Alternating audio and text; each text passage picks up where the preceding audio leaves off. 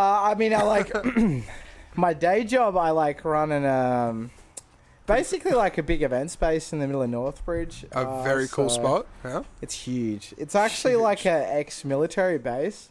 If that's a hint towards anything. And it's got You're like not allowed to name names, though, are you?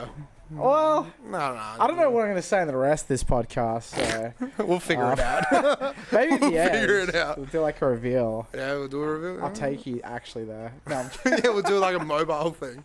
yeah, but yeah, pretty much yeah, just run like this massive event space. So we do like huge raves for like like techno DJs, drum bass and stuff like that. And it fits like up to pretty much like 1,000 people. So There's a lot of people. yeah, that's the day job. Like tomorrow I've got like That's like the a day Mexican job. wrestling event. What? So Can we Google that? let's pull that up. Like a Mexican wrestler in Perth. A general Mexican restaurant. What do you Google for that? Like Mexican wrestling? so it's called Lucha Fantastica. That's cool. So you're running that. Well, that's basically I run the venue, and then promoters will come and contact me, and then they'll tell me kind of what their plan is, and then we'll see if it kind of fits, and then these guys have been smashing it. Actually, they've been with us for like probably like 2 or 3 years now. I didn't even think that was a thing here. Like I knew that. It's actually sold out. Sold out. That's epic. So, Wait, so you have 1,000 people there? so this will be like probably I don't know like 700, 800 or 700, something. 800 people that. Um, I can imagine the logistics behind organising something like this would be pretty full on, right? Well, I don't know. I suppose I've done it for so long. It's just like another day in the office. Another day in the office. Well, what's the process? Like these people contact you because like how we posted, we're going to talk about trying to make money here, and like not make money, but like be in the nightlife industry and how to survive. In a way. It is a business in the end of the day, like. Yeah. Huh? Still got tickets. Oh, that's probably for the day session. I'm gonna say. So there's day and night. Oh no, they put more tickets on. Like, no, I'm joking. Oh my god, they're expanding. Just like a couple extra. But like in a situation like this, they'd hit you up surely and be like, "Hey, we're putting more tickets on the door." Well, these guys, they're actually not in Perth, so they actually tour around Australia. That's cool. Doing Mexican wrestling, like kind of Nacho Libre style Mexican wrestling events. You know what I'm saying? Yeah, that's like, epic. It's honestly, like when they started up with us, they're probably they're probably doing about half the amount of people, and then just over like 2 to 3 years, just built up, right? Yeah, they're just pretty much like smashing it right now, and I think it's like the main thing that makes them stand out, like compared to like a lot of other events, is that they just do something different. Yeah. It's different. It's like a different style of experience. It's a one-off experience. They're not like doing it every week. For an inspirational thing, like how did you get into the position where you are now? Because to run a venue space of 1,000 people is pretty impressive, right? Like for me, that's impressive. I don't think I could do that. I'd fall apart at the sides. No, well, 100%. Yeah, I mean, obviously, there's definitely times where I'm just like, oh my god, dude. Yeah, well, that's how. Sometimes I wonder if you even sleep. A couple hours here and there. Yeah. Got to stay active. Yeah. But I mean, I think that the main reason that really helped me kind of get the job is that I just worked every job in the whole industry pretty much. In nightlife. Yeah, I think obviously I started working at like McDonald's first, as you do. And then, everyone's got to start somewhere, right? Yeah. But I've been told that McDonald's is pretty good to start off because it's so by the book, it's so rigid, it's so structured. Pretty structured, yeah. Yeah. But it's a multi-billion-dollar company, right? Like, I remember like when I was my second job was Hungry Jack's. Yeah. And they'd be like, if you can work a double shift, I'll let you get like 2 free burgers.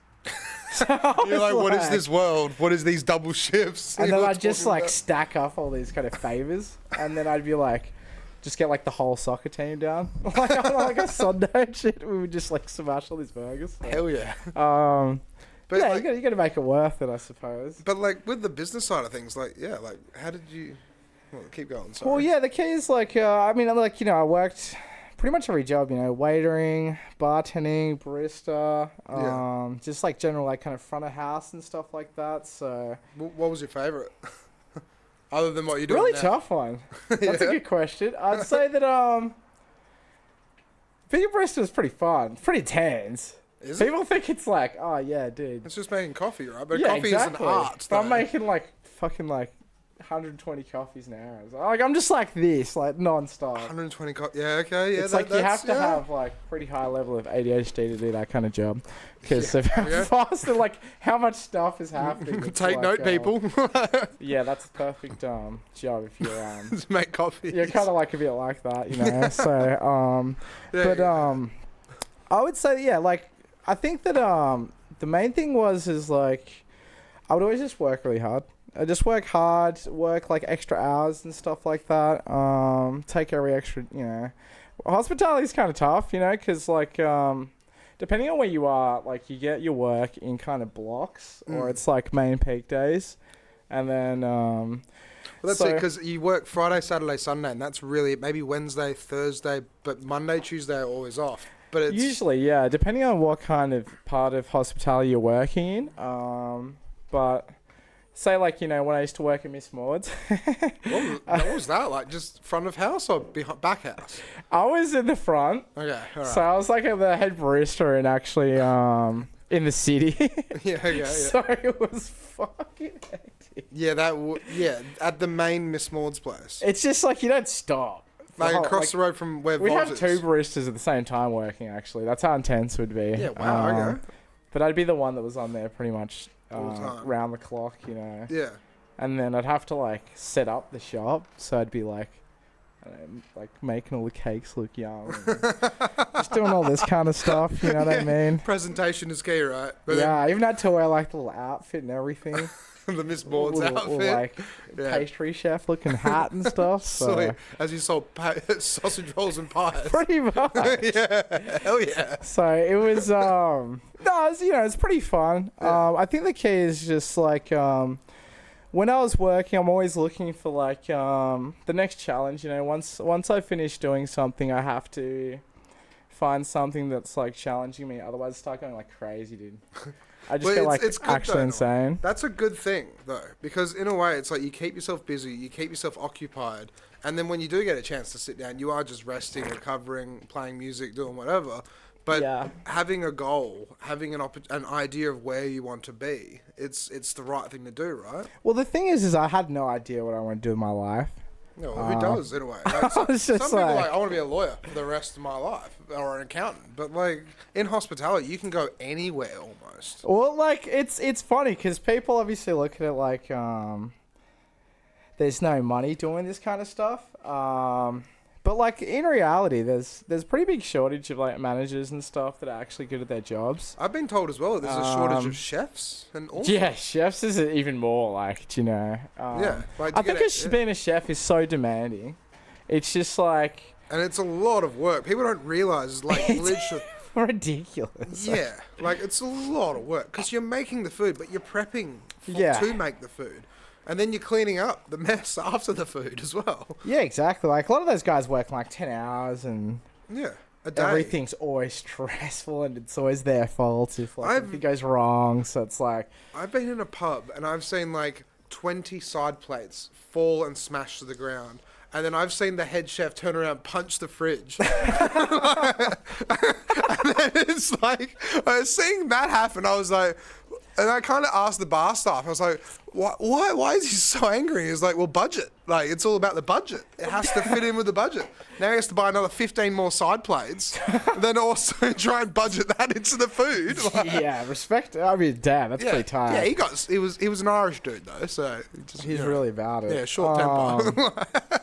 Must have been, that's usually like definitely a small business kind of, more of a local place. I can understand. Yeah. That they just don't have that kind of excess area to kind of work money. and stuff like that. But no, chefs are crazy, dude. Like those guys are just like another level of insane. Like I remember one time one pulled out a knife at me. What? What, in service? I'm not gonna tell you where. Like, I don't even do that much. I just Said he doesn't know how to cook a pizza and that. Yeah. Oh shit! Well, you never tell a chef. That Well, it was Bert. Like, the whole thing was black. Dude. So, like, I don't know. I was being managing honest, the place, so I'm pretty sure it's my job to tell him.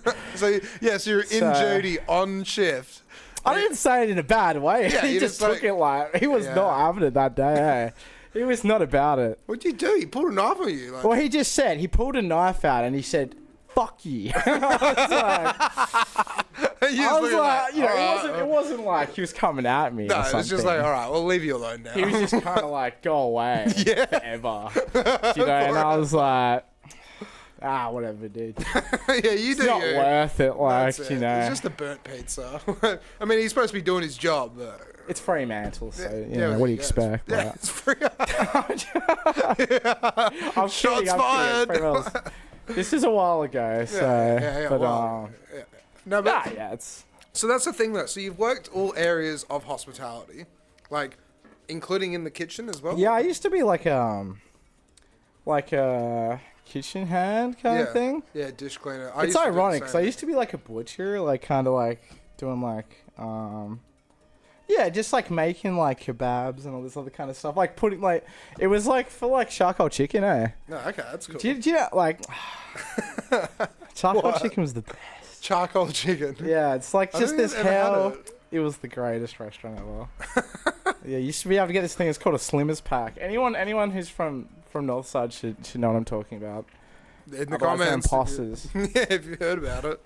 But like it was just you know like they were gonna give me the secret recipe and then I just was like, these guys don't pay me enough to tell me that kind of information. So I was like, I'm taking this job, Miss Wards, bro. It seems way more chill. Yeah, but then so in saying that, you learnt all the skills from the industry. That's so valuable in a way, like because then you can just go up from there. Well, yeah, it definitely helps you, like, in terms of, it's like when you've done every job yourself, you understand, like, the ins and outs of the jobs, like, pretty much all the challenges, like, the person kind of feels when they're trying to, you know, just get it done, you know what I mean? So, But, like, what advice would you give to someone that's, like, just a bartender or someone wanting to make their way up yeah, through the hospitality industry? 'Cause, you know, $25 an hour for like base rate or 22 or whatever the award rate is, you know, you can't live on that forever, right? it is challenging. Obviously, like, the key to becoming a manager is obviously being well-rounded. Yeah. So when it's quiet or if you're working at places that are not like really banging all the time, then you want to just like do every job, learn every job, like do as much kind of like get as good at your job as possible and then learn how to like kind of transfer those skills. Yeah. And that's probably the main thing that they're looking for. They're looking for someone who can basically share that knowledge with, because it like in hospitality you work with so many new guys. Yeah. Like Wait, so work with so many what? so many new people. Yeah, that's it. Like, It's such it's a just revolving like- door, isn't it? When I used to like work at the clubs as a bartender, it'd just be like, Consistent revolving door. yeah, it'd be like sometimes like 6, 10 people that are brand new on the day and stuff like that. What is Fitz saying? 448 milligrams of pre does nothing. Yeah, because you're always drinking white Monster energy drinks. I see those Mix memes. them together. Yeah, wait, what? That's the key. You gotta mix it. mix Pre-workout it. and you And the energy drink. don't do that shit. Can okay? polish a mean cutlery set stupidly fast enough. This guy, he needs a job. Where you work. He's already got like 3 jobs. Yeah, 'cause that's it. Like, hospital life. but that's isn't it. And that it sucks. I really wanted to get Alex on as well because we've been 3 Alexes talking about business. And it's like Alex Fitz runs his own event thing. You run a Yeah. venue, and then I just do this thing. Yeah, no, exactly. 3 different avenues. We'll do it one day, but The that's trifecta. yeah, the trifecta, right? 3 Alexes, 3 A's. But so that in saying that, like, so you worked your way up. How many years did you try and bounce between all the different jobs within the hospitality industry before you got into like a general manager, venue manager position? 'Cause Because well, I would say that I don't know, I was pretty switched on and like, because, I don't know, there's always this part of me that just like wants to do everything the best. I think it's because I'm so competitive. that's a good thing, though. Even if it's like, I want to do the dishes faster than you, bro. Do you know what I mean? Look, well, I don't care. if you looked at me and said that, I'd be like, okay. No, I wouldn't say it like that, because obviously that'd be a bit much. Yeah, I'd be like, you do the dishes then. But I'm like, okay. but like in my head, I'm like, just like Yeah. But that's fair, though. smashing it. You know what I mean? And plus, you know, it's good, keeps you in shape and that. Yeah, I agree, yeah. It's one of those silly things, because it's like, the more effort you put into your job, the more exercise, the more this, the more that, the more knowledge you'll learn, the more things you'll do, the more interest it can actually give you, almost. Well, yeah, it's like you only get what you put in at the end of the day, like, Yeah. and like, you know, like obviously with that kind of line of work, there's like a lot of gaps and stuff, where, you know, you get like really intense bursts and then it's really chill in between. Yeah. And so Well, it's also seasonal as well, right? Because through winter it quietens up. that's why it's hard. That's why, like, I used to work like 2-3 jobs all the time. So like even when I used to work in like the cafes, the restaurants and stuff like that, I would still work in the nightclubs as well. Yeah. Ever since I was 18. So I was pretty much working 2 jobs. But from Ever doing since I was like a teenager. from doing that, were you making good coin doing that? Because it's working 3 jobs, but then it's filling up all your time. But then would it weigh up to almost like a full time and like? Well, yeah, it's job, kind of like around full-time hours. Cause Yeah. you're on a lot of penalties because you're working the weekends. It can make up for a lot of it. Yeah. So I would say that, yeah, it's pretty much like full-time job. Because it's around, like, hospitality will never disappear, ever. Well, And yeah, even like with AI and stuff, it's like... Yeah, you need customer service. People prefer face-to-face. If a robot gave me a beer, I'd look at it and be like, okay, whatever. We'll probably go elsewhere or something. I don't know. I want to talk to the barmaid. it's like scanning your like history of That's Facebook. it. Scans like, my eyes and you it's know, just like and it's straight like- up, this guy. Watch out for already this dude. knows your whole life story before you even said anything. You're just Oh, like, God. Just don't Google what's happening in kind of China. creepy.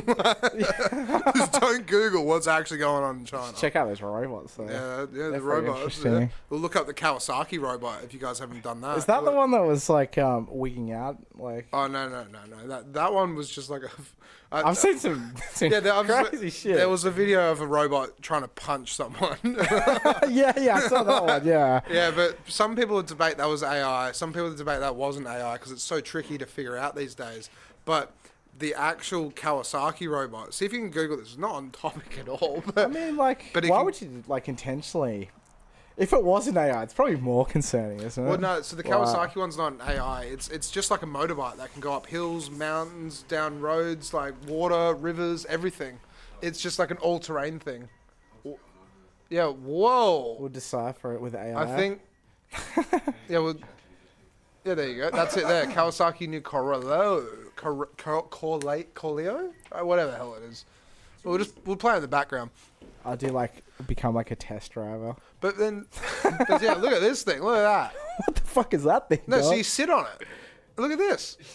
That's real. Dude, that's so cool. That's real. I'm not gonna lie, it's pretty dope. Yeah, if I had one of those, I think it'd be pretty cool. People would be like, "Is he riding a tiger?" No, it's my Kawasaki. Look at that. You'd need some Elon Musk money to pull that shit off. No, I think they're gonna try and make it so it's like a. Oh my god! Imagine that. Just imagine that. That's like. Imagine that just walking down the sidewalk. Yeah, I'd I'd jump be on like- it. I'd be like, "Let's go for a ride." That's nuts, isn't it? That's CGI. Oh, sorry, it does say CGI video, but this is what Kawasaki is developing, though. They have I mean, it's developed possible, one of these. yeah. It's possible, yeah. Anyway, back to the music. So, what about DJs? Because, like, Yeah. you run events, right? And so, running events, we can talk about your event, right? Yeah. Inertia. So, how long have you been running Inertia for? And what made you... I mean, we talked about it on the podcast ages ago. But when did you decide to run events? And has it been profitable? Or how have you made it profitable? So like, Or tried to make it profitable? I started running events just because like the style of music that I really enjoy. What's Just needed more shows and stuff. So like, I mainly do like dubstep and like kind of deep bass. heavy stuff? Yeah. Yeah, definitely heavy. Yeah. But we're kind of chilling out. Like I'm gonna chill out, make a little bit more in the middle ground probably, just to kind of show more people what it's about and stuff. But yeah, basically like I started doing the events just after COVID. So it was literally after COVID ended. So. And it's just you just thought that would be the like what. Well, there was just no events on, so and everyone's dubstep like. kind of dried up a bit. Well, just like there was no events on. Yeah. So like it was just people were definitely keen to go back out, you know, and like get it cracking and that. So yeah. I think that what we did is we just did like some really like wicked local shows. Like I mean, there's so many good artists around that time that were really next level DJs, and they were so young. It's like just I'd say Well, how old? Like were in you? that genre, the guys are like very technically good at an extremely young age. Well, yeah, they're like 18, 21, Yeah. 25, like. So they're just like I don't know, just the level of just understanding of the music and Yeah, just the whole concept. like obviously playing dubstep's a lot more difficult than playing like house. Yeah. You But know, then- so But and then stuff with like it though, that. it's So like, how did you just like? There were no events around, but you were just like, I reckon I can do that. And just yeah, did it. well, I think that because back then I was working at the Aberdeen nightclub. Okay. So Good old Dean. the dude, mate, you know. So and obviously, I worked at the club when it was still called the Dean, actually. Yeah, really. Um, Back then, that's a while ago. yeah, I mean, I worked there for like 5 years. Yeah, shit. And then pretty much like I just saw that like that there was a bit of an opening on like the Fridays, so.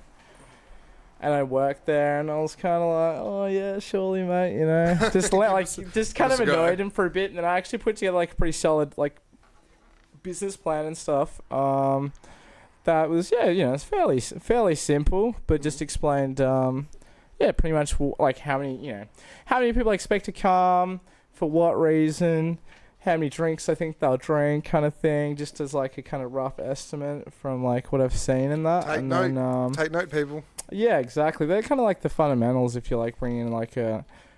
Like, honestly, the most important thing to doing events is having a really good plan. Your plan has to be very good. But like stringent, like step by step, everything covered. Well, the thing is like when you start doing events, you're not going to know what you're doing. That's it. So Yeah. it's like... Baby steps in a way, but you kind of have to take leaps at the Yeah. same time as well, right? Well, you have to like learn as you go, because it's not like there's heaps of course. Maybe we should do a course. There you go. Yeah. No, I don't want to look like one of those guys. But like, actually, that's actually not a bad idea. Yeah, I reckon people would buy it. You know, if you said, "I'll give you a blueprint of how to run events in Perth," I reckon a lot of people would be on board with that. No, 100%. And honestly, I mean, like, so, like, you know, the way you determine, like, your ticket pricing is from what your expenses are. Yeah. And then try and put, like, you know, a bit of profit in there, like a little bit of leeway, depending on how things look. Yeah. The hard thing is there is no leeway when you're doing events. It is tight. It's of course. tight. And it's so, like, to be able to make even, it can be quite difficult because you have to adjust the ticket prices, but then also try and get people through the door. Exactly, yeah. And, you know, the problem we've got in Perth is that everyone buys tickets on the day or the day before, right? Well, I think that's not like it's all about. Obviously, there's a lot of events that prove that's not just the case. Yeah. I'd say that it's all about like, you know, if you're bringing like a massive artist, then you're gonna be okay. But then it's still the same story because the artist costs so much, and then you know you got to pay for your marketing, all that kind of stuff like that. Yeah, all the expenses. And so when with all that added up, it just bumps up the ticket price. So like you got to try and think like, for what I'm giving, like, or you know, for like the experience that I'm gonna giving you, is this like a decent price? Is like, you know, and also just like understanding like, like the types of people that want to come to your show. Yeah. That's the real key. I think that sometimes people just think like they'll just put an event on. They don't really think about that too much. Yeah, it's so silly because I find that with a lot of venues, they don't understand their clientele or they don't understand the atmosphere that they actually want to portray, and then like the music. Well, I feel like they try and go for everyone. Yeah, and which is like, you know, it just kind of leaves you without any kind of identity as like, if you try and do like, you know, obviously I love like your more local like open format kind of style. Yeah. But I think that really, if you want to like do, especially consistent week in and week out shows, you kind of have to have a pretty strong identity so that people understand what they're coming for every week. Yeah. Because if you change genres all the time, it just like makes it super confusing. Like branding is so important. And people like that genre, and then they come next week and then they don't like that genre as much or whatever. So like it's really hard to build up. And it's silly with that because it's like people know it's like, okay, that name. So I'll just name a name for like therapy. Therapy's booming at the moment. It's such a cool event. I haven't been to any of the events. They've got a good style in that. Like, yeah, but that's it. Brand. People just know it's like bass music. Yeah. But it's groovy, funky bass music. Yeah. But it is just like tech house kind of stuff, from what I think. I don't hard. I actually haven't been hard myself. House or like, I don't really know for sure. But I'd say that they're kind of like they're like interconnecting styles in the same area. Exactly. And so they're not too far away. They're not too different in the kind of BPM and just like general flow and stuff like that. And then it's just boomed. So many people are talking about it. So many people love it. But they just go, oh, it's bass music. Yeah, exactly. And that can help in a lot of ways because if you're doing like a mixed genre in like a pool, then it's kind of like hard techno. You know, hard techno can have a pretty big range in it. Yeah. There's definitely genres that have a pretty big. Even dubstep has a massive actual. Yeah. When you look at dubstep, there's a very like massive kind of can we look up field. The genres of dubstep? Yeah. I can imagine there's a lot. Especially from like the old kind of era to like today and stuff. Oh, look at that. You got filth step, wobble step, glitch step. What's going on there? Half step, bro step, chill step, post dubstep, death. What the fuck is death step?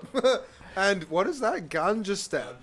Ganja step. I've never even heard of that. What am I doing with my life? You should throw an event called Ganja step. You get all the Cheech and Chongs around. That'd be bad. Yeah, it wouldn't be bad.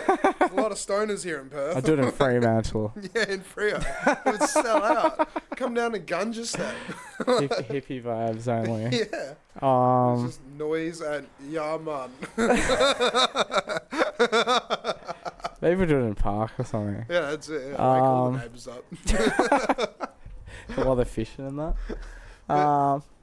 But yeah, it comes down to branding. It's the identity, and it's like being able to make sure that your audience is aware of what it is, but it's good enough so people will still keep going, right? Yeah, exactly. It's like they just have to know what they're getting. You know? Like if you don't have a consistent style, it will really hurt. Like it'll really hurt your brand. Like I'd say that when we started doing events and stuff, I was doing like 3 stages actually. So we did 3 stages. 3 stages when you first done your. Where were you doing your events? That was at the Dean. That was at the Dean. 3 stages. Yeah, because I did 2 stages of dubstep. That's epic. And then like the side stage had like drum and bass and some house sometimes. Yeah. Yeah. Just because. Yeah. I just know so many different artists that play different styles. So I was like, oh yeah. Plus, I used to play drum bass before I played dubstep, actually. Yeah, because you're primarily a dubstep artist, right? Yeah, I play a lot of different styles, but I would say, dubstep, hard techno. I play like a lot of experimental, like electronic stuff as well. That's pretty. I don't know what genre you really call it. It's just big range, mainly like more gothic shit. So yeah, I've heard some of it. Witch House. I'll drop that. Actually, I'll re-drop that mix tomorrow. Yeah, that was it's pretty good. I gotta ask though. So, like, what advice would you give to new DJs wanting to make it in the scene? I mean, the biggest mistake that most artists, I'd say, like, it's gonna sound really like straight up, but like, no, just throw it out there. You're not going to get big off playing shows unless those shows are packed. Yeah. And you're not going to get shows where the crowd's packed unless you make it packed. Yeah. It's like... That's a good analogy. I like like so many artists are great at making music and they just like have... Like, they just... Like, I don't know how to say this the right way, but like, I'm just going to like, they just don't like put any effort into marketing or they don't understand how to market. Yeah. And so... Well, this is going to sound hell bad, and it's true, but like, you know, obviously I wish it wasn't the case, you know what I mean? Because I'm a pretty, like, underground purist and stuff in terms of what I like playing. But you have to, you really have to, marketing's more important than making music. It's so silly, because right? if no one really knows you and you don't put anything out and you don't make reels and you don't, like, reels are, like, essential. If you're not making reels, then you just never go anywhere. Yeah. Like, it's just that black and white, you know. It's and it's just content creation. It's like a core skill. Yeah. Like, and that's the only way that you're ever gonna get signed is if you've got, like, a good online following, because that's how people will base how many. Like, it's usually like people who run events. They'll look at, okay, he's got this many followers, and they're based in Australia or his home city, and so we estimate that, like, if he comes on the show, this many people are going to see his content, and then we're estimating, like, a percentage of them are going to, like, come to the show. Yeah, that's it. And that's how we stay out of it, you know. Keep food on the table on the end of, like, being an actual event promoter and stuff like that. So. And it's sad in a way, but it's not sad, right? Because this is the way the industry has changed, where it is content creation. It's as like I've said it multiple times in the podcast, where you could be the new bloody, I don't know, the new Skrillex, the new Flume, the new this, the new that, whatever. But unless you know how to put your name out there and get on Instagram and showcase it to the rest of the world, how do you become the next Skrillex or Flume? Well, there's, like, you know, obviously there's multiple angles, and the other angle is that you produce music that is so good, and you collaborate. You know, the key is you make music that's of such a high quality, and you, like, know how to connect with other artists who are bigger than you, and they respect that you are not a cloud chaser. And then it. People see through it, don't they? Like, really quick, yeah. Yeah, really It's quick. pretty obvious. Because there's nothing wrong with it inherently. Because, like, usually people who are cloud chase, like, look, I don't say it like that anymore, but, like, usually people who are looking for the fame over making the music are better at marketing. And so they will actually go further than people who are good at making music. And so that's just the reality of the situation. That's how it works. Do you know what I mean? Like, because it used to be, it's like you go and play a band and then you get talent scouted, and then they'll go, all right, well, we want you to play here, and they manage you, and then you grow from there. Yeah. But now it is like, okay, you got 50,000 followers, Instagram followers, and you made one song and you didn't even really make it, but you ghost produced it. Oh, here you go. Get gigs. Go play around the world. That's commercial music for you, isn't it? It's commercial. But then with the underground, it's not the same. But it depends what you're looking for. Yeah. Like, I think most underground artists just want a really solid pool of people that are 100% relating to that kind of style of music. And so the key is just to spread your music in a way where people can actually hear it and then understand if they like it. Yeah. Like, and that's the real key. It's like, yeah, I feel like it's just overlooked. Like, you're going to be hell cringe for ages. Like, it's going to be hell shit. Like, everyone's going to talk shit about you all the time. But any bad publicity is good publicity in a way. Kind of. Depends on what publicity is, though. It's not about that. Yeah, it depends. Like, look, you should... I think the lines of what is, like, obviously okay and not what is okay to say are pretty black and white. Boundaries, right? Yeah, you know, it's like having moderately good ethics is... Yeah, it's important. I mean, there's plenty of artists out there that just don't give a fuck anyway, and they're smashing it. But that's not obviously what I'm kind of promoting here. Yeah. It's just like... the key is like it's gonna take a lot of fucking up and looking like a scrub to, like, understand what works for you as a brand, and then, like, the key is just to make heaps of different shit all the time, and like make a reel and then try it with like 10 different kind of approaches and different types of text, all this kind of stuff. You know, what you'll see on Instagram is a lot of those pages, they're just like the same video. They basically are, yeah. And they're just like the same video with like 10 different, like, it's different music, different. And then a couple of them will hit like 1 million straight up. Yeah. And they keep spitting it out until it sticks. Yeah. And that's where the algorithm, and that's where it's so crazy, because it's like, And consistent posting. Consistent posting, but we've actually been restricted. We haven't been restricted. On Instagram? No, on Instagram and Facebook. I didn't tell Jasper this.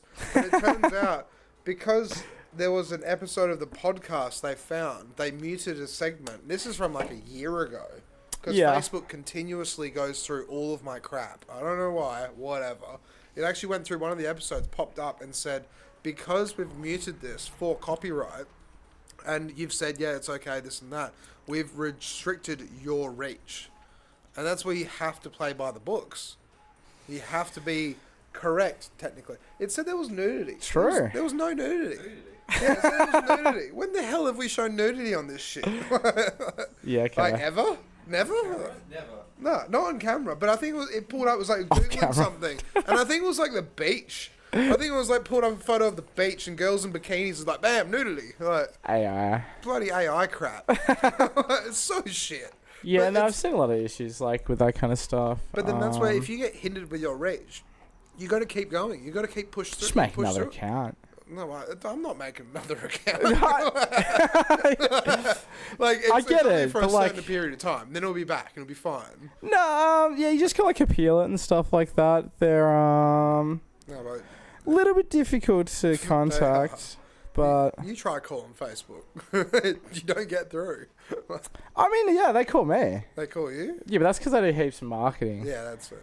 It's like, not, you not know, for me. I'm just that low. they make money off me and Yeah. stuff. You know, not like that's a bad thing. Like, you know, obviously it's a good thing. What for everyone, happens when they whatever. call you? It's like, hi, this is Facebook. Stop fucking around. No, they're used to calling me like, "Oh, how's things going, mate?" You know, like, how's your venue? How's the business? you know, yeah, exactly, How's yeah. your day going? They're just kind of more like, "Oh, do you this need is any suck." tips or anything?" Or like, Yeah. and then Just calls you, oi, Choi, how you doing? yeah, you know, you want to get a beer, mate? Like, but like, yeah, it's I think it's all depending on what your relationship's like with them. Yeah. But it's so important and so necessary. If you don't have social media in today's day and age and you go off the grid, you live a great life, a good life. But if when you are on the grid, you could live a great life and a good life if you work it correctly and make it work for you. Yeah. Instead of working for it. That I mean, makes like, sense? to be honest, like, the only times I actually look at social media is when I'm looking at memes. Yeah, that's fine. Just like memes and just like, I don't know, maybe I watch a couple videos here and there, but like, yeah, it's usually just straight memes. See, I just Like, that's it. Like, cause like, honestly, even then, like, Facebook's trash. You It know? is, It's just garbage. Like, it's just like, 100% like absolute trash. Even We're the still memes here. are bad. The memes are garbage. yeah, it's They're not following even the right good trash. page. They're just bad. Like, they're just like negative and just full of hate and Yeah. shit like that. And that's why I hate But that we kind of have- platform. You love to hate them though, right? Because you have to have it. Yeah, but they're more just like, they make you feel negative. Yeah. They make like, it's like they're like trying to, like, they're just influence. They're just so negative about like relationships and stuff like that. And I Yeah. think that's a massive issue. Mm. That just, yeah, like, it feels like they're just always trying to keep me jaded. So then I'm like doom scrolling on there. Do you Yeah, know? That's that's why how I they dodge get that ya. shit. Like, Yeah, that's how they get you. because they just, you know, obviously maybe there's a bit more on me because I had a pretty hectic life. So sometimes, you know, it's a bit tough, but like, it's, they'll just find what they need to feed you to keep you on there because that's how the platform works in terms of But see, making then money and stuff like that. From Yeah. our point of view, when we want to make money out of it, then you have to understand how that works, right? And you have to dive into how the Exactly. algorithms work and how instead of you getting funneled that crap, Yeah. you're funneling that crap elsewhere. And you're like, well, not that crap. Your good stuff elsewhere. Yeah, that's why you need to understand how the algorithm works so you can kind of. Trick it. Well, not trick it, but Um, you can funnel into the people that will. You basically yeah. kind of like link into that stream. You know? Yeah. Like the best way to explain it is that there's like a million different streams, you know, of like, you know, like the cooking memes. Yeah. Who doesn't like good cooking memes? That's it. Yeah, cooking. Yeah. Like, you know, that shit's just so addictive, dude. It's fucked. Cooking memes. What? How to cook food. What? No, have you seen that shit, dude? Yeah, I do. It's just I like the watch it all the street time. markets and oh shit, dude. Yeah. And they always get me just when I start work. Because they You just know I start haven't browsing fucking food. eaten breakfast and shit. And it's like, I don't know how they do this shit every time. I don't even start work They at like a just know. normal time, like a normal Somehow Your person. phone just knows that you haven't eaten any, you haven't spent any money on food on Uber vendors. Eats or something. So Yeah. they funnel that information into your phone. It's probably listening to me like, fuck, I need a coffee and shit, you know? It does that though. It does. So If you Google, I'm buying motorbike equipment. I'm getting my motorbike going, right? Down south. Are But- you? Yeah, I can't wait. I'm buying a trailer as well. And I'm going to get two trays for 2 bikes, right? Yeah. But in saying that, I Googled MX helmets. I browsed through the first page. Now my phone will not leave me alone with MX parts, accessories, clothing, this, that, trailers, everything.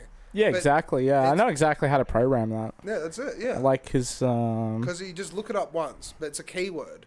And that's where I really think if people dive into entertainment, nightlife, hospitality, well, media and marketing, yeah, you really have to know what the keywords people are saying, what they're thinking, how to it's critical. how Yeah. to go. They want Smirnoff double blacks. Or they Depends what want- you're selling. Well, it depends what your product is. Yeah. I'd say that's the key. it really- Obviously, the challenging thing with keywords, and depending on what you're selling, is it's specifically based on if you're in a very competitive industry. Sometimes it's better to take like a different angle and use reels and more like alternative forms of content. Yeah. Reels are always pretty strong, like in all terms of marketing. They get the point across and they explain the brand really fast, you know. Yeah. But it's even Obviously, like, the challenge is you have to try and, in terms of like when you're actually programming the ad and stuff like that through Meta Business Suite, it has to be like within 15 seconds. You can't use a longer reel, and that's because it'll actually clip it if it's over that duration. So like it's a really big challenge. I actually made an ad the other day. really? Yeah. Can we pull it up? It's not online yet, actually. I only got it on my phone. So Okay. Is that the one you sent me? yeah, it is that actually. was Yeah, perfect. yeah. That was the So most perfect advert for that venue. yeah, exactly. And like, so Yeah, it was short, sweet. We might as well just describe it. It's just like camera raising up, beautiful lights, beautiful venue, Yeah. nice, clean, tidy, and it's like if you want to hire a venue, here it is. yeah, exactly 15 right. Yeah. seconds. But But it's straight to the point. It's yeah, I straight- wish I could pull it up now. Oh, we can. Pull up my Facebook if that's all right. Yeah, it should be on there. It should be Yeah. on the feed and that. So we might as well do the Um, venue name then, all right? Because we're pulling up the venue. So Yeah, I haven't said anything too no, fun, so no, do that again. Sorry. 372437. don't say it online. No, it doesn't. No, but look, it's chat history is missing. It's the most stupidest thing. Gets fucking DDoSed. No, I don't give a shit. I'm not hiding anything. Yeah, there you go. No. Oh, Oh, great. wait, scroll down. No, yeah, it's loading. There Can you go. close the window? And Can I then go up? just like, oh my god, you doxed me. I doxed you. You No, did. go down. There's a video. That one. How did I dox you? How'd you tell me? How did I dox you? Fucking address or something. Oh, wait, you doxed me. wait, my I address. saw it on there. Ah. Well, you better change your address. Nah. Thank God I live in a fucking apartment building. Holy shit. Nah, we'll blur it somehow. I don't know how we'll do it. I already have too many stalkers, dude. Do you? What's it like having I'm a gonna leave that. Yeah, we're not getting into that. It's like two rows, I think. Wish I had stalker. Well, actually, no, I don't. Actually, I do not wish I had a stalker. It'd be pretty terrifying. It's pretty nice at the start. It's nice to start, And then you're just like, oh, fuck. and then it gets worse. How do I stop it? It won't stop. Maybe refresh the page. It was a beautiful video, but how'd you do it? Just off your phone? Yeah, that one actually I think I did, yeah. Yeah. Don't do it. Yeah. It's- Yeah. There we go. It's not on the sprint at the moment. Nah, don't worry about it. Don't worry. It's Nah. maybe downloaded, but yeah, it's cool. We'll move on. Yeah, we'll move on. Sad. Oh, and he's downloaded it. Oh yeah, I maybe forgot. it's It's like, glitching out. no, it's 7.3 megabytes. Maybe we'll play on that. What's- It's probably low grade on this one because it's not rendered. video extension. Right click and go open through VLC. It's getting difficult now. We've only got 8 minutes left Oh, anyway. yeah. Yeah, Wow, that that's- was quick, eh? Yeah, where's that playing? Where's that playing? That's playing. Hacked. Oh, what? Already hacking him. Yeah, someone's into my IP address. They're in. Someone's already breaking into my house right now, I bet you. No, I'm kidding, I'm joking, I'm No, kidding, I'm kidding, don't I'm say that. kidding. Don't jinx. But It's- so It's called Foresight. No, I'm kidding. I'm kidding. Foresight. They'll have to get a ladder though. Go Films and TV. Yeah, I got that one. Technology. Don't worry. It's a cool venue. Definitely go check it out. That's why you shouldn't talk shit about Facebook. Yeah, because they dox. Well, they don't dox now, but I'm kidding. this I'm shit joking, happens. I'm joking. That music though, that's the music it's playing. Yeah, it's just not coming up with a video. I don't know what the story Wait, is. fix your phone. Why are you sending me broken stuff? Are you sending me viruses? Maybe. Maybe. This is why you did that. Credit card skimmer activated. Oh god. I'm gonna change my bank card now. Fair trade. Yeah, fair trade. Address for a bank card. Yeah. I see. But yeah, so we only got like 7 minutes left. So where can people find you? Where's the next event? What's going on? What advice as well would you give to people wanting to get into the events industry? If I could summarize it, have a concept that's not boring. Yeah. Do something different. Don't do just like some DJ with some lights and stuff like that. Yeah, I it's been think done it's to death. well done. Yeah. It's like that stuff was like, it stopped working probably, I mean, look, it still works, but like, look, you don't want to bank your entire, event off just like one, you want to make it like more of like a community-based thing. Like you're appealing to like, a group of people that really like a certain kind of thing. And that's, don't be the guy who does things that are not like you don't like just for the cash, because it's makes it a mission. I only really like work on projects that I like, because obviously I can pick. But that's it. Don't do things you don't want to do. Yeah. Unless you really have to do it. Like, that's like when I'm doing consulting and like marketing campaigns for like other events companies and like festivals and stuff like that. I'll only pick ones that I like. I've definitely made that mistake when I was like a little bit younger, just like taking every job. But it's okay to say no sometimes. It's the thing. Like doing double shifts, doing triple shifts or whatever it is, and like wearing yourself thin. Someone said it to me the other day. Maybe you said it to me. It's definitely me. Yeah, it's probably you. I was so... this guy's full of wisdom, by the way. I was just... I don't know, like... I think that, when you work, like... Because I work, like, 3 jobs. Yeah. And then I do the event. So it's, like... 4. I'll be working, like, 80 hours plus a week sometimes. And it's just, like... fucking hectic. Like, it's hard. But you're, like... I think you said it, but it's like you want to be right for the day after. You don't want to be wearing yourself so much out on that single day so that the day after you're even worse. Like, well, yeah, it's just like a negative compounding like cycle of just like fatigue and stuff like that. Yeah, and the more that you work at that level, it just makes you like socially shut down. Even though I'm very good, like, and I'm obviously very used to like working a lot of hours, so it's kind of more normal for me. Yeah. But it's like on the day when I did my show, I was fucked. Yeah, I saw you. You were. I like the grim fucking reefer, dude. Yeah, but you'd have been working so much though. Like, I was probably working like 15 hours a day that whole week, and I was sick. Yeah. As fuck. So I was like sick as like thank God I got better by the day and stuff like that. Like I was like. Definitely the tail end. And it was nothing contagious. Okay. It was like a chest infection. Probably from vaping too much. Yeah. Because I was stressed the fuck out all the time. Nicotine, yeah. But that's it. And it's like, you got to be careful because it's like wearing yourself too thin. And then the week after, you probably burn out. But if the night was great, it's all worth it for that one night, right? Sometimes you got to do it. Like, you just got to like dig in and like you put the yards in. Because like...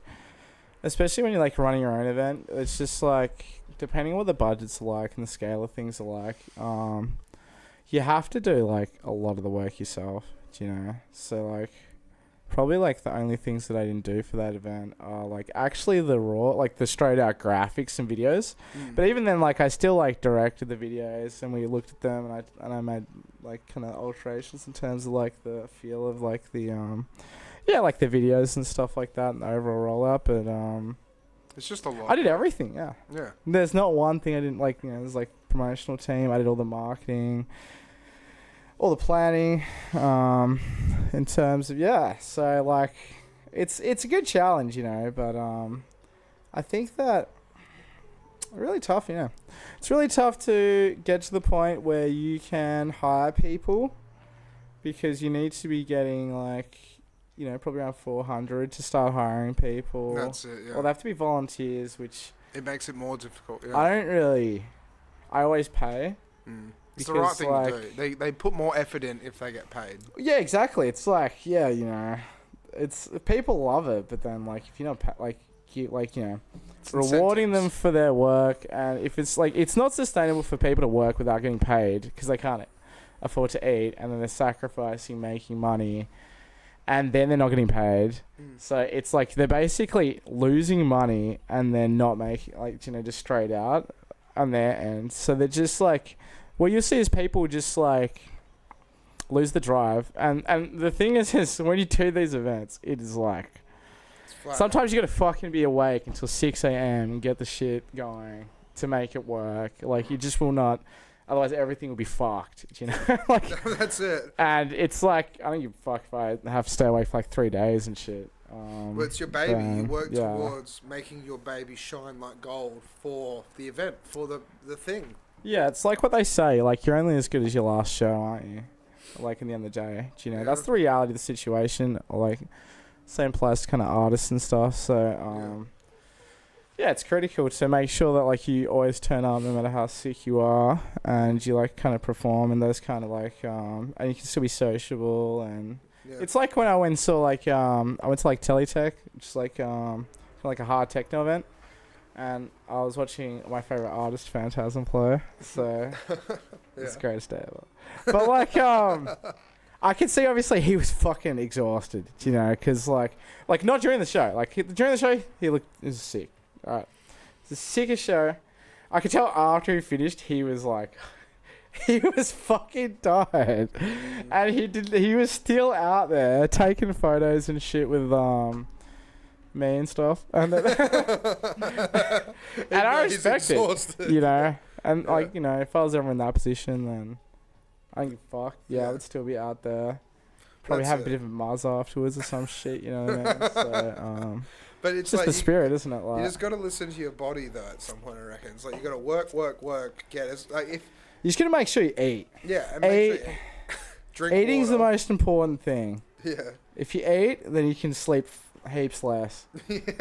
That's the trick. You know, I don't know if that's good advice. You need to do fucking drugs and shit to, you know. Just gotta eat. Just eat food. Eat, keep your strength up. Drink water. And that kind of will make up for the fact that you are not allowed to sleep because you gotta get it done. Yeah, you know? you can eat more. That's the classic hospo trick, man. Hospo trick. Just keep eating. Yeah, well, you work like 2 jobs. You work like 15 hours in one day or something. Yeah. It's like just. But you work like 3 days a week, so you have to do it. So you're working like 5 shifts in 3 days. Yeah, that's it. But then you have to eat. And it pays the bills. Yeah, that's it. And it puts food on the table, so you can eat it and you can go back to work. Yeah. I just don't know. I don't know how girls do it because they don't even eat. Yeah. And I'm just like, it's pretty impressive. I'm not gonna lie. Well, yeah. And then they're like outlifting some guy. She's like carrying like a keg, and then old mate here is going to the gyms. It's like, I don't know if she's watching, but I got a hot one in there, and I just bought her dinner to make sure she'd eat. Pretty sure she outlifted you, dude. Yeah, she's probably good. She might bench press me. I've seen it so. But no, yeah. I mean, to summarize, you know, yeah. Yeah, that's what it's all about what you put in the end of the day. Yeah. And so as long as you work hard and you also, you got to be smart. Keep learning. Don't work all the time because then you have no time to learn nothing. And then that's when you will not, wherever position you're in, if you keep working all the time, you will stay in that position. You will not have time to learn anything. You will not progress as a person. And then if anything goes wrong, you'll just be like, you have no hobbies because you're working all the time, and it'll really affect you, and it can be pretty rough. Do you know what I'm saying? Well, you have to have the balance. You have to be able to live your life, but also make money. But your hobbies, I reckon the best thing to do is make your hobbies that make money. Yeah. Productive hobbies. Because it's like... Well, you can't always have that. Like, you gotta have stuff that are like... I mean, sailing it's boats, creatively right? based that is not for financial gain. Because, like, if you're trying to make money off everything, then everything starts feeling like a job. That's it. Feels like a chore, you know? You should just have hobbies that you do that, like, you, they're kind of like...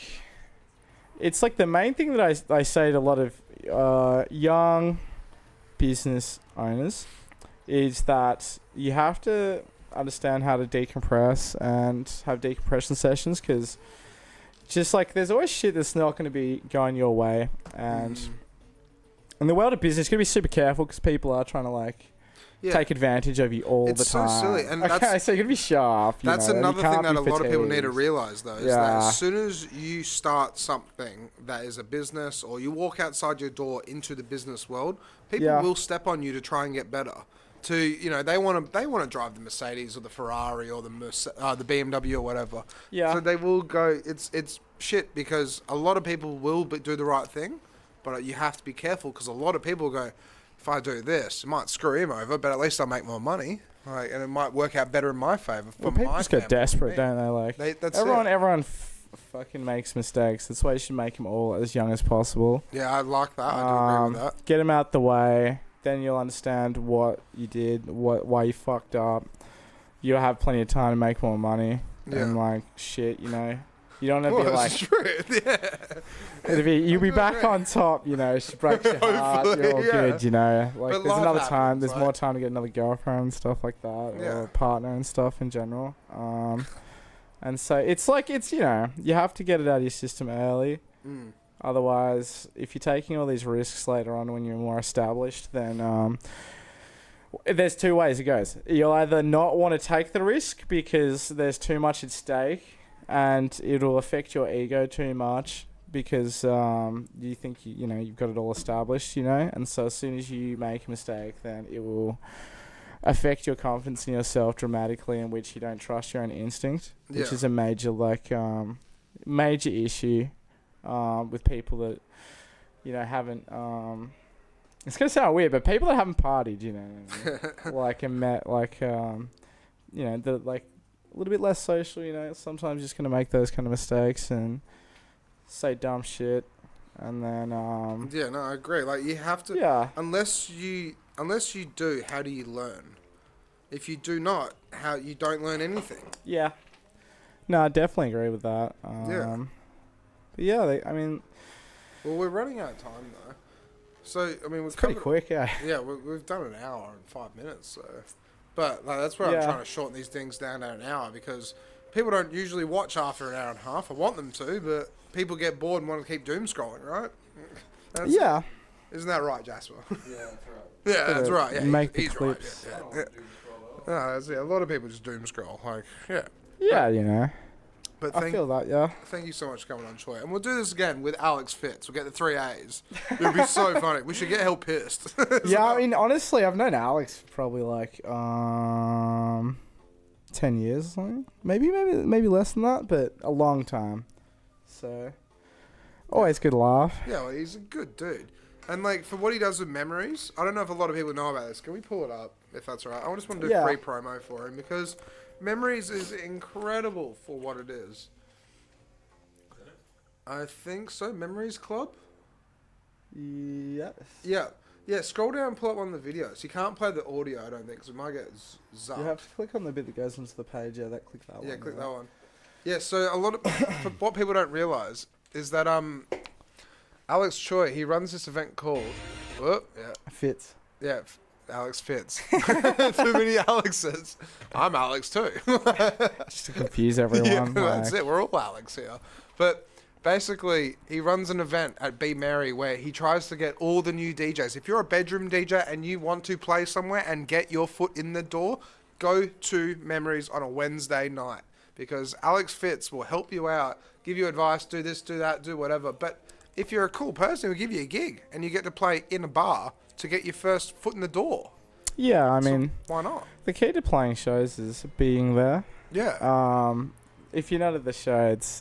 The key is if you show up to the shows all the time in which, like, play your style and stuff like that, then you'll meet the people, and you'll meet the people who are like in charge of making decisions to put you on. So you have to really support the style of music that you want to play, and that's the key really. Yeah. Plus, they do a good job in terms of just like making a lot of content, which can really help with just getting your Instagram page kind of rolling. And so definitely check it out. That's it, and it's the consistency. You have to keep. Sniff said, who's got the what? This guy's just commenting. Wait, the guy who's commenting in the podcast, hit this dude up. He's the guy that runs the event. Wait, what? And then Where are the don't memes? date said stalker. Yeah. Fuck. Well, yeah.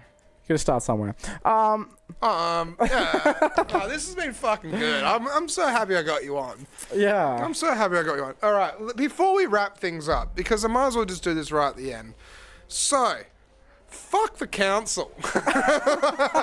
Just straight up there, all right? So, look, I'll just say it live on camera, because this thing's only going to be up for 30 days. And look, I'm not saying which council or whatever. I don't care if they watch this and blah, blah, blah, blah, blah. Yeah. I try to do the right thing. I try to do the legal thing. But obviously having bands in my backyard is too loud. I understand that. But they're now looking over the noise regulations for domestic and residential properties. Why is it that if I have a Bluetooth speaker playing at probably like volume 3 or 2, why can anyone in Western Australia get in trouble for that? 65 decibels. This thing was written in 1997. What, did AC/DC piss you off or something like that? Like, what the hell is wrong with this? So That's like yelling volume. no, That's under yelling Jasper, volume. can you do this, please? Can you please Google decibel limits? So Please scream as loud as no, but this is what the most craziest thing is, right? Is that in the Western Australian legalities, go images. Yeah, just go allow or something. Yeah, go allow whatever. Yeah, look, click one of those. Click like the second one, maybe. Yeah. So look, 65. Normal conversation background music. 60, 65. So That's what I mean, yeah. What's background music? So you telling me I'm not allowed to watch TV in my backyard because I've got a TV on the wall? Yeah. Like, nah. Fuck that. So what's going to happen now is I'm going to throw celebration, small little parties under the required amount to be left alone with small speakers, so at least I can celebrate things like my 6th birthday in my backyard without having my neighbours up my ass about this silly thing where I invited them to come hang out. I invited everyone to come hang out. It was going to be a once-off thing. I think the key is you just like you put respect all your the mate. speakers inside, but play it so loud that it feels like, Yeah, that's Okay, it. It rattles everything. Wait a second, I shouldn't say Yeah, that. you Like- know. I was like, They might be listening because Yeah, I was I like, said wait the a sec. words council. I wonder if Google's going to keyword them. But like, look, but like it's all about like kind of because I want to do it respectfully. I want to do it as it will nice. it will like kind of take like like in terms of managing sound, it will take the edge off the distance traveled if it travels through hard walls or people. That's it. So that's what you'll see is the range will be reduced depending on the speaker's power. Yeah. And so. But even the speaker size. So can you look up CP8QSC? So I've got these 2 speakers. These things are like $850 each. And in the past, I've thrown parties at my house. The police have rocked up and they can't even hear it. They cannot hear it because it's 8-inch speakers. They're not 12s. They're not 15s. It's pretty tiny, but they're moderate, 1,200 watts. They're so... Yeah, QSC is pretty good, yeah. Yeah, 133 decibels. Yeah. That, like, let's go back to that chart and look at what 133 decibels at 1 meter away is at maximum volume. Oh, look at that. Like a problem. It's a stock race car.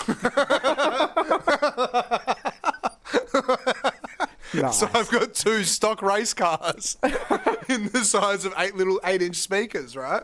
But the thing is, as the bass doesn't travel, doesn't go through the walls, it does not go to the front of the house, so there's no problems.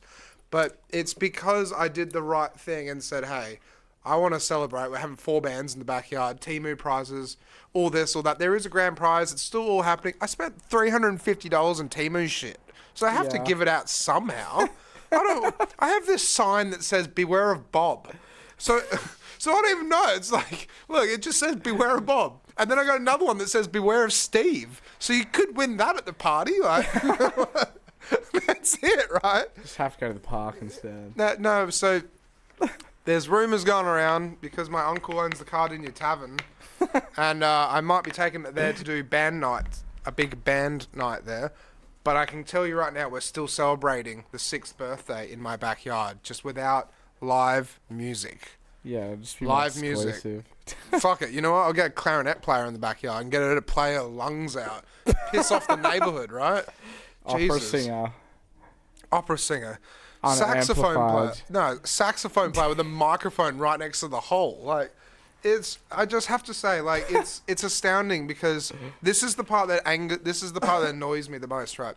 I have DJ'd at a house in Nedlands in the Golden Triangle, and they have had 2 heavy rock bands and probably would have woken up all the doctors and lawyers and accountants in that whole entire neighbourhood. But they did exactly what I did. They gave out a letter to their neighbours saying, hey, we're celebrating a 50th birthday. There's bands in our backyard. And they got away with it in the Golden Triangle because of whatever. But I guess maybe because this might be my 7th, 8th complaint, maybe. This might be take a different turn. Okay, that makes. Hey, it's all from the same dude, right? It's all from the same guy. That's why you just need to like shut him up somehow. Yeah, I can't really say like no, not like that. I don't mean no. You got to get him on the right side. No, that's it. Yeah, just invite him to the party. Look, and maybe I do that. No, but look, and anyone also who's just watching, give him like hell nice bowl of wine. Or something. No. Like a cheese ball. This is the problem as well. Is like when I first moved in, he actually waited outside my gate, and when he waited outside my gate, one of my roommates opened the gate, and he said he wanted to speak to me and also my other roommates, and he came on the property, and as soon as we rocked up, he was like, we were like, oh, hey, what's going on? Oh, sorry, I just got the cops on the phone. He called the police and said that we were smoking methamphetamine in our backyard. And all that happened is I looked at him with my roommate. My roommate just said, you know what, we're done with you. We're not talking to you anymore. You can go away. We'll talk to the police when we get here. We are not doing that. We don't even do that. And for you to label us like that, we don't care who you are. Leave us alone. Yeah. The other thing that I have to say, this guy that keeps complaining, is I actually have a framed photo from a letter he gave me stating that he's going to contact his lawyers because he's filmed me in my backyard enjoying my party. So I'm pretty sure that's straight up illegal. You're not allowed to film someone in their backyard. I think that is illegal, yeah. Yeah, that's straight up illegal. You should just let him send the video. No. The thing is, he said we're contacting our lawyers and we'll be in contact with you. We'll be in contact with the landlord shortly. Do you know what I did? I called my uncle. I sent him the photo, and my uncle's like, "Tell this fucking prick to fuck off." That's what my uncle told me. He said if he doesn't, he just said if he doesn't like it, why is he living on a main street in Mount Lawley? Why doesn't he move to Donnybrook or something? I don't know. If he wants peace and quiet. Yeah, it's a tough one, yeah. I understand both sides a little bit. No, that's it. And that's where it's like, I want to make sure that everyone's happy. I don't want to piss anyone off. I mean, don't play that hectic. No, that's it. We're not playing dubstep in our backyard. I mean, yeah, like, I played here. I was playing more chill shit. But then, like, a lot of people don't realise as well, is that, like, I've just built this really wicked booth, this stage, right? Jasper, can we actually pull it up? I'll quickly send you the photos for it. Yeah. So I've built this stage. Send it to the group chat. Yep. I built this stage, and we're building this stage with my dad. We're going to be doing a fortnightly infrared streams here. And when I get back from Tasmania, it's going to start up. I just sent it with Kiki and Jasper. There you go. Yep. So pull up this. How beautiful is my stage?